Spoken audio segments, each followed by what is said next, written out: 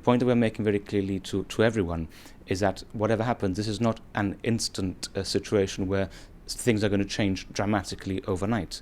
That's not going to happen. There is a procedure laid out in the Treaty of Lisbon which explains very clearly what it is that needs to be followed, and that there is a period of negotiation for a minimum of at least for 2 years, during which discussions will take place between the United Kingdom and the European Union to negotiate the terms of exit and to redefine the new relationship between the UK and the EU. The EC president, though, saying that there's unlikely to be an amicable divorce, even though we did hear from the UK's Prime Minister asking for that period of stability, which of course would be important for the UK.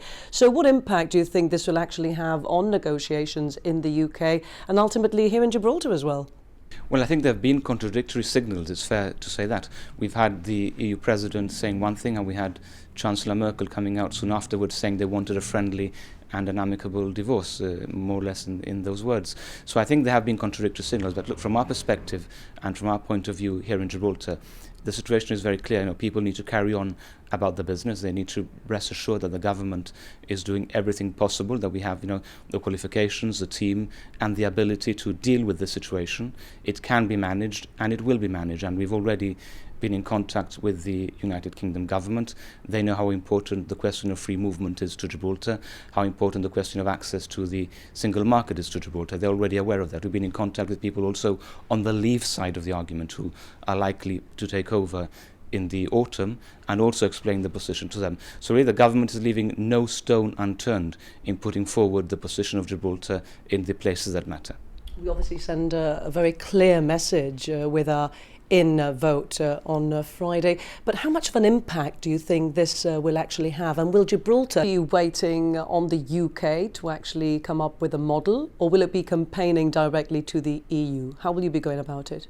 It gives the government a huge comfort and huge amount of legitimacy to be able to campaign for our position, to be able to say to the EU or to the UK or to whoever that 96% of people have voted to remain in the European Union, and 62% voted in Scotland, and that we should risk being pulled out of the European Union by others who voted differently, is obviously a very powerful message to deliver. And as you know, we have a good team. Michael Yamas has been working for years on European Union issues. We have Sir Graham Watson in Brussels, who is ideally placed to advise the government on how to take these matters forward. So the government is dealing with the situation. But should Gibraltar be concerned with the comments from the Foreign Secretary at the weekend that the UK is now less able to protect Gibraltar's interests outside of the EU?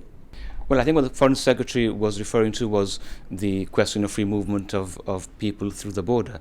Now, that's one issue which will go into the melting pot of discussions in terms of the UK's renegotiation of their position with the European Union, or rather their relationship with the European Union. The vote is to leave, so we need to find a new relationship with Europe. That could include the question of free movement of people. It could include access to a single market, and so in which case Gibraltar's position will be fully safeguarded. But we don't know yet what those negotiations will entail. Remember, none of this gets triggered until the Prime Minister gives the Article 50 notice to the EU. Article 50 is a notice intention to leave. Once that happens, then that sets in train a series of events and a series of negotiations, but that won't happen until the notice is given. The Prime Minister said very clearly that that won't happen until the autumn, when a successor will be in place. He does not intend to give the Article 50 notice himself, which in effect buys everybody more time. Looking at developments over the weekend, the Leave campaign seems hardly ready to trigger Article 50. So how do you think this will actually pan out? Well, one of the arguments put during the referendum campaign to different members of the Leave argument was exactly what they envisaged the future relationship between the UK and the EU was going to be.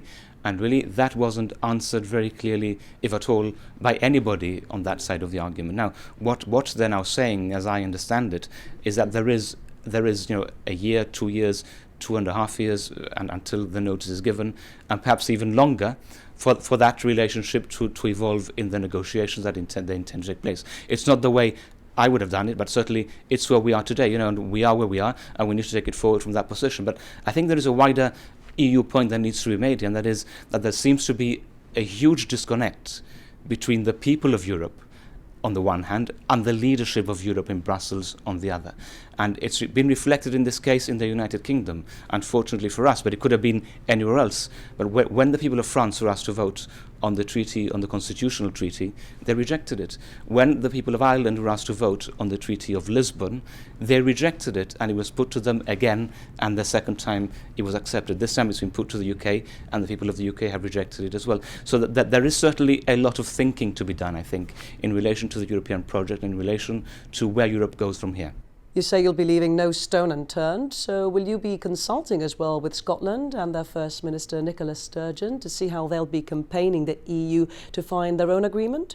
The government will be in contact with all interested parties. Remember, it's not only Scotland, it's also Wales, Northern Ireland, it's also the Crown dependencies, although they're not in the European Union, they have a relationship with it through the UK membership, the Isle of Man. So the government has been in contact with some entities already and will be in contact with others. As you'll remember that even before the referendum took place, we had already met with the representatives of Scotland, of Wales and of Northern Ireland in Brussels to the European Union to determine how things were going in those particular parts of the United Kingdom. So certainly the government will leave no stone unturned in this, and in contact with other interested parties is part of our strategy. Well, certainly plenty of political developments in the UK over the weekend, especially with the Labour resignations. So how do you see the landscape at the moment? Do you think it's well placed to deal with the challenges that it's sure to face?